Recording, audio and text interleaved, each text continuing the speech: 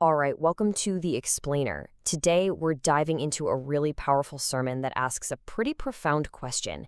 In what the speaker calls the end times, what is the one and only path to salvation? Let's get right into it. So right off the bat, this sermon hits us with this incredibly urgent question. The argument is that for centuries, humanity has just consistently missed the boat on the single most crucial point of religion. It's not just about believing in something, it's about recognizing and, crucially, following someone. Okay, so to really get what the speaker is arguing here, we have to start with the absolute cornerstone of his entire idea. And that is a very specific type of divinely appointed leadership. And this is it, Imamate. This is the foundation of the whole worldview being presented. The Imam isn't just, a wise teacher or a political leader. He's presented as God's Khalifa, his direct representative on earth. This means his command is, for all intents and purposes, God's command. Now, this is where it gets really interesting, the distinction he makes between a prophet and an imam. A prophet, or a navi, brings news from God, right? A message.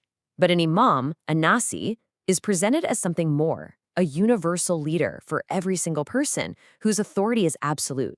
To really drive this point home, the speaker highlights how the prophet Abraham was only given the title of imam when he was 99 years old, after he had passed all his tests.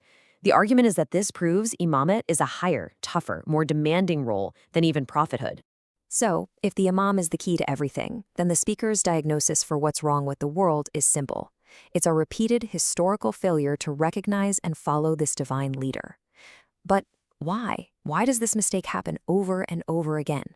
Well, the answer he gives isn't about intellect, it's about emotion. The speaker argues that turning away from God's chosen leader isn't a mistake in logic, it's a failure of the spirit. And it's rooted in one of the most powerful and destructive human emotions, one that he says has been with us from the very beginning. He lays out this pattern, and it's pretty striking. He says it all starts with the very first family, Cain's envy of his brother Abel. Then it continues right into a prophet's family, with Joseph's brothers. They were so consumed with envy over their father's love for him that they literally threw him in a well and left him for dead. The point is, this pattern shows that even the people closest to divine figures can fall prey to this.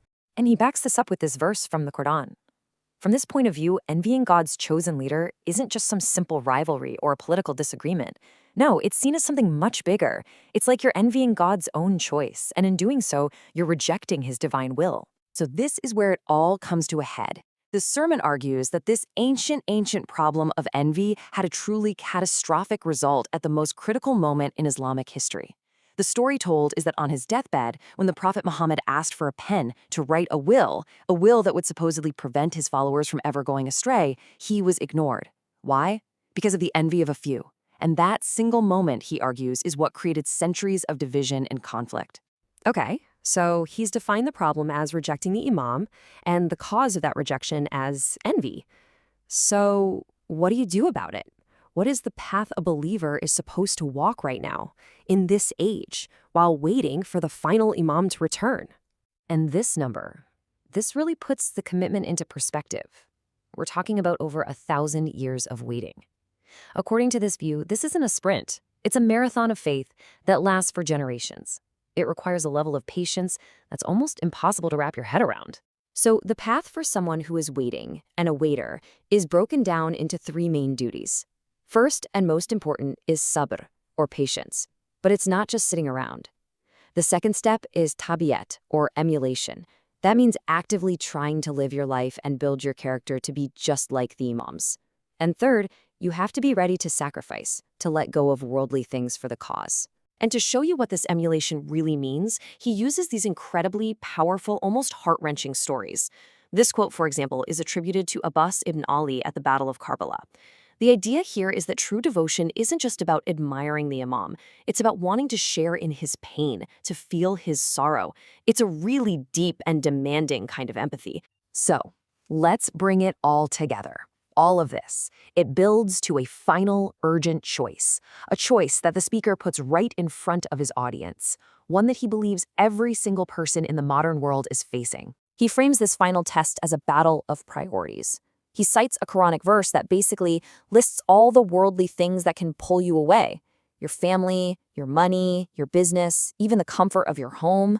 Now, these are all good things, of course, but he warns that they become a huge problem if you love them more than you love God, his messenger, and the struggle for his cause. And this, right here, is the ultimate danger he identifies. The reason people will fail this final test isn't because they're bad or evil. It's because they're just busy. They're so wrapped up in their daily lives, in their jobs, and their entertainment, that when the call finally comes, they'll be too distracted to even hear it, let alone answer it. And so that's where he leaves it.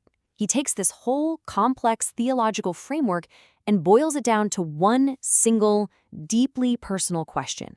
It's not about history anymore. It's not about doctrine. He's asking you directly to look inside and figure out where your allegiance truly lies. If that call came right now, this very second, what would you choose? And that's a question that's designed to stick with you long after you're done listening.